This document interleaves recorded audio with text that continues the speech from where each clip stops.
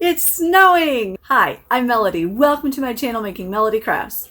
Today, we're going to make a gift for the guys, for the men, for that special guy in your life. And we're going to use things you probably already have at home. And I have a giveaway for you today, and I'm extending the deadline. If you win this giveaway, you'll get 2 free Ranger ink pads. And all the instructions for the giveaway will be in the description below. So hit that subscribe button, and let's get started. And now I'm going in because I'm freezing. Today we're going to work on an upcycled box. It's going to be really cool and with a totally masculine feel. There will be no glitter, there will be no flowers, none of that. Totally masculine feel. It's going to be so much fun. I'm going to go ahead and cover that. We're going to be working with leather. This is leather from some vintage books, a whole bunch of fun stuff. So let's get started. If you could see my craft table right now, you'd just probably pass out. Even my dog is sighing on the floor. And I trimmed this down to 3.5 by 8, which is the size of this box. I'm going to make this a little bit smaller now to fit the inside, so we're going to have a leather lining in the bottom of the box. Really nice. Let's trim this down. All right, we're at the cutting station. Before I trim this wrong and then have to start all over again, let's do something unusual. And I've just got a little piece of scrap paper from an old wallpaper book. And this entire box is 3.5 by 8. All right, so that's trimmed to 3.25 by 7 3/4.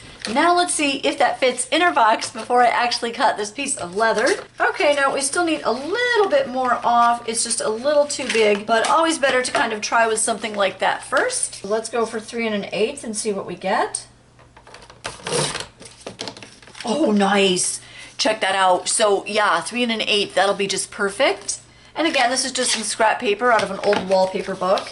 Most wallpaper stores discontinue those books, right? And they'll give them away for free most of the time. So, you know, just go in and ask if they have any. It's a pretty great way to get some free paper, so it's wonderful. Super, all right, that really works. So 7.5 inches there. And that's interesting, a whole 1/2 inch. I didn't think it would have to be that small. So 3 1/8 by 7.5 works for this box. I don't know if you've purchased this at all, but if you did and you're using that box, that would work really great. So now that I've got that measurement down, let's go ahead and trim that. So 7.5 by 3 1/8. All right, the moment of truth. Let's see if it's gonna fit. Yes, very nice. So that's what the inside of the box is gonna look like here. Now that we've got that done, let's go back to the craft table. All right. We've got that all trimmed out, and then I noticed on the edges you can kind of just see the backing, which is just like a cardboard color, so let's just go ahead and hit that with a little bit of the brown ink. And this is a Stampin' Up! Color, close to cocoa. It's one of their older stamp pads, but it still works. It's got lots and lots of ink in it. And this was found for me at an estate sale. All right, the edge of that is all inked. So now when it's in here, I just don't want any of that to show. So that's what the bottom's gonna look like. Paper that we'll be using today is this Recollection set, World Traveler. And then from this Die Cuts with a View set, the old World Stack. So our leather piece will fit in there just like that. I really like how that turned out. But before we put anything in the bottom, I'm gonna go ahead and cover the rest. So this will cover any of the bits of paper that we fold over. This piece of 12 by 12 cardstock, I'm going to use that to cover the outside, and then this green pattern I'm going to use on the inside. Now I flipped over the moving reel piece, and I'm going to go ahead and trace that. After I traced the lines on there, I also scored it just to make it easier to fold. Now with our box on here, I'm going to start bending the sides up, just kind of coax it in that direction to get ready for gluing the paper on. Then I'll show you what we're going to do with the edges just to make the corners come out really nice. With a ruler or an X-Acto knife, or you can just use a pair of scissors if you want, go ahead and take off this corner. It'll reduce all the bulk so it's easier to fold and you'll just get a better look, a nice finished look. Be careful if you're using any kind of sharp knife, of course. So now we've basically got a little octagon here. With everything all scored and trimmed, now I'm ready to add some tape and some adhesive. I'm going to start with the bottom. You could just use double-sided sticky tape, but I'm going to use a variety of things. I'm using the permanent Scotch Create glue stick, and then I'm also using the HEG with that tape in there. That's just like double-sided tape. And then I'm going to use the Zig pen. This is really great. I really like these. And it's just a two-way glue, and you squeeze it and just write it on. So it's really a glue pen, and it will dry clear. It's kind of nice that it's blue so you can see it. All right, so let's flip it down and hopefully get this on to the right side. That would be awesome. All right, here we go. Moment of truth. All right, that is down. Now once you've got one piece down, the rest should go pretty well, should go pretty smoothly. This is where it really comes in handy to have pre-scored the paper a little bit because it just goes on a little bit better and it isn't so hard to work with. And now to get that flap on the inside, you could also use fabric to do this. Now we're doing the side and the cover, and I'm just gonna get some more of the zig glue on.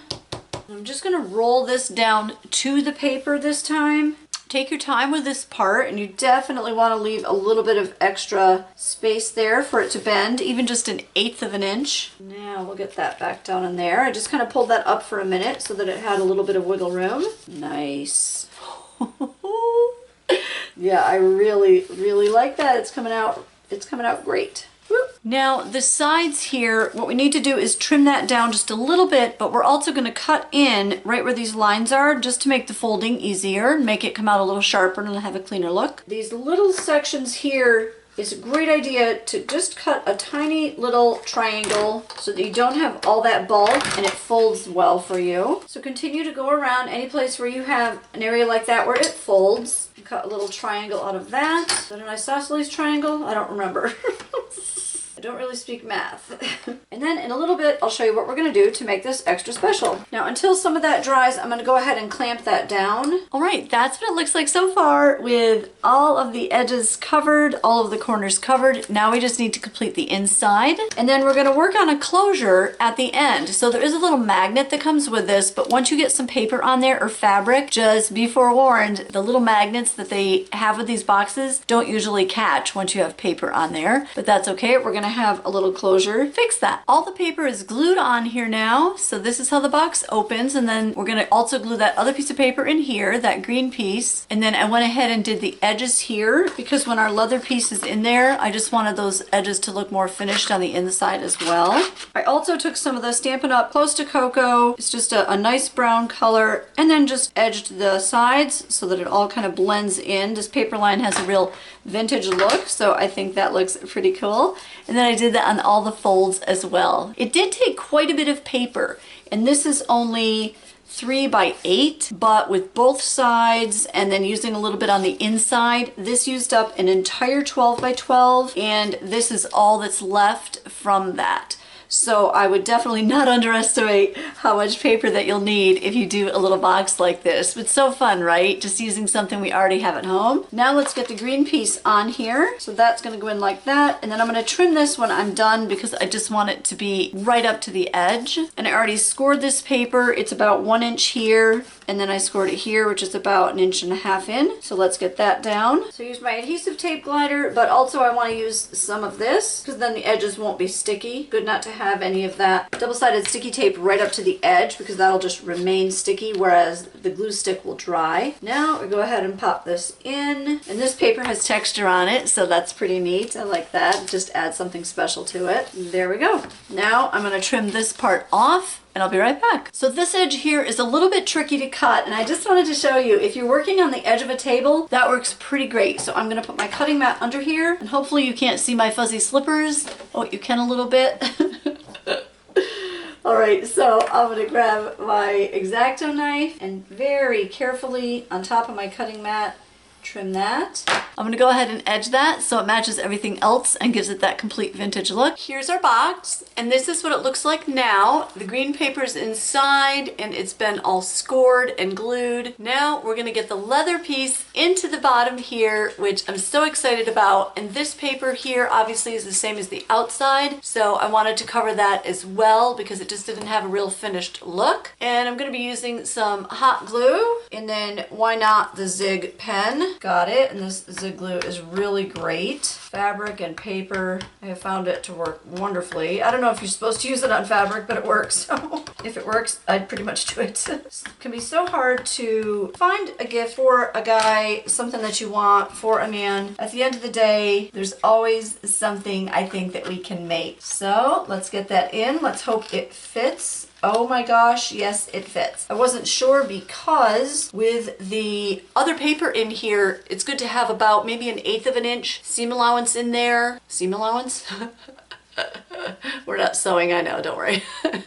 but just to have that little bit of space to take up for any paper you may add or anything like that. So there's the inside of our box, and now we're gonna just do a really easy closure. No flowers, no glitter in sight. That is my opinion for how to make a wonderful gift for a man in your life. So it takes a whole lot of paper, even though it's really not that large of a box. And now for our super simple closure, we're just not going to complicate things. Life is complicated enough. I just grabbed a piece of elastic and tied it off. It's just black elastic. And now there's a super easy closure on there. You could decorate this more. You could do maybe some masculine style stickers on there or labels, anything at all. You can obviously do any kind of closure you want. I hope you enjoyed this video and had some fun or learned something. If you did, please subscribe. That would help me out so much, and maybe give it a thumbs up while you're at it. And I'll catch you later. All right, I came back on really quick because I wanted to show you what I'm giving in my giveaway. These are 2 Ranger ink pads, a very versatile ink. It's a permanent type ink. That's pretty much what archival means when they say that. It just means permanent ink.